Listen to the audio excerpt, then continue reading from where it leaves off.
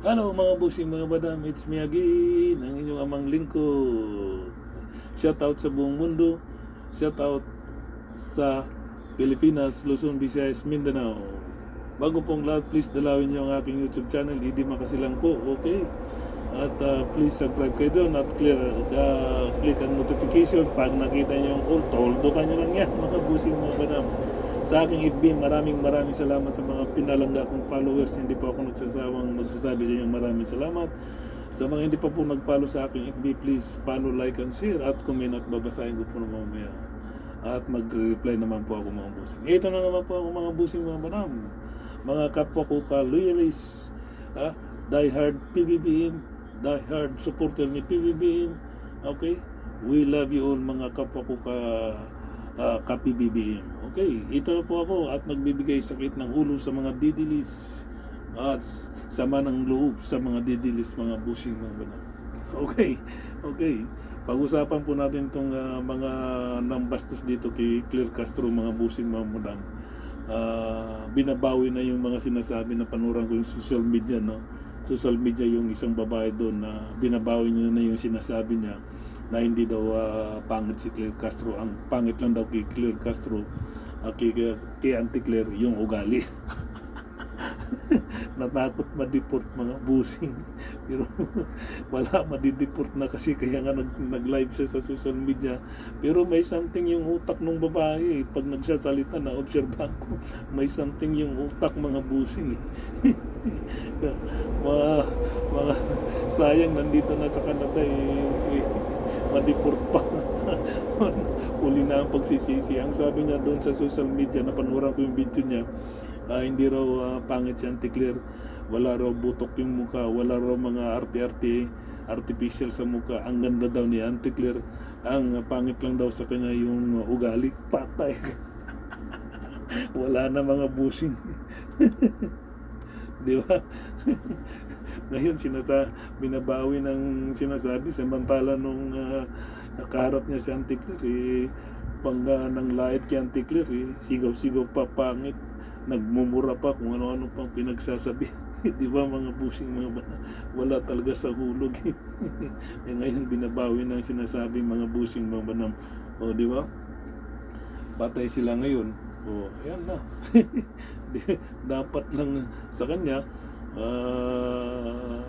ma-deport, kasi nga wala sa lugar ang mga pinagsasabi at grabing pambabastos nila kay Auntie Claire.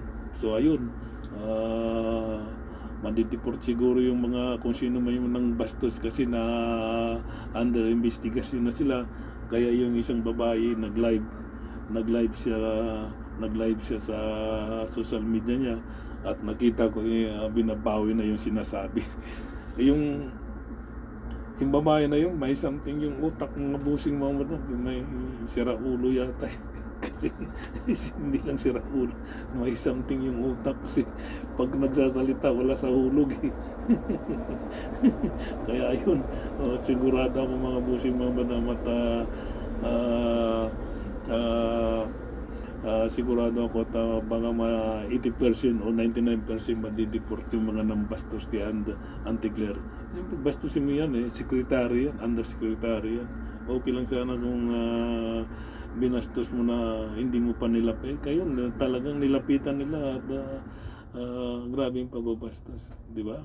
Okay, ayun. Pinagsisihan niya ang huli, pero huli na ang lahat, madideport na. Sa sobrang bastos sa puta, wala na sa hulog mga busing, mga madam. Kaya dapat lang na bastusin siya, di ba? Kaya ayun, binabawi na ang sinasabi, hindi daw pangit si Auntie Claire, maganda, ang ganda-ganda daw ni Auntie Claire, ang pangit lang daw sa kanya yung ugali.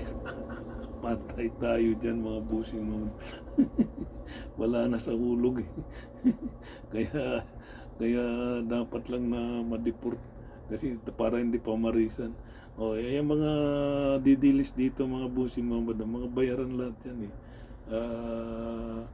hindi lang bayaran kundi pakainin pa ng gobyerno kasi kapag oras ng kainan nandun yan sila sa food bank na nakapila.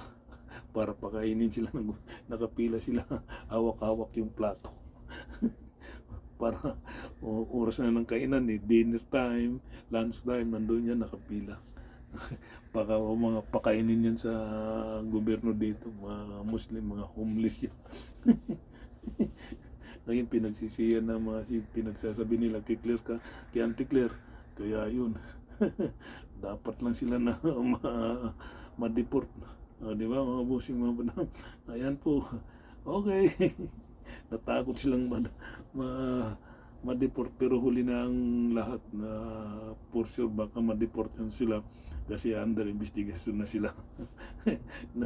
Nag-live pa siya at nag-live sa social media at binawi ang lahat ng mga sinasabi niya doon kay Claire Castro nung time na binabastos nila si Under Secretary Claire Castro.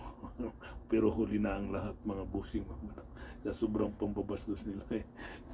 Maiyak-yak nga yung babae.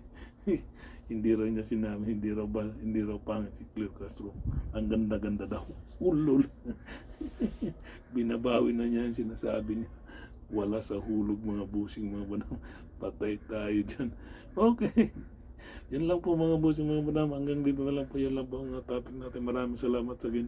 Once again, please dalawin nyo ang aking YouTube channel. Idi Makasilang po. At click ang notification. Pag nakita nyo ang all told, dukan nyo lang yan mga busing mga madam. Okay? Sa aking FB, sa mga pilalangga kong mga followers, maraming salamat sa inyo. Daggang kayong salamat sa inyo sa Dinas sa Luzon, Visayas, Mindanao. Patuloy kayong nag-follow sa akin. Maraming salamat mga igsoon ako, mga Bisaya, sa Luzon, Visayas, Mindanao. Sa wala pa nag-follow sa akong FB, please follow, like, and share. At mag-comment din po kayo mga busing mga banam na aking babasahin at magre-reply naman po ako. Okay mga busing mga banam, once again, bye-bye po sa inyong lahat. Ang Kuya Pan ay sa inyo. Peace.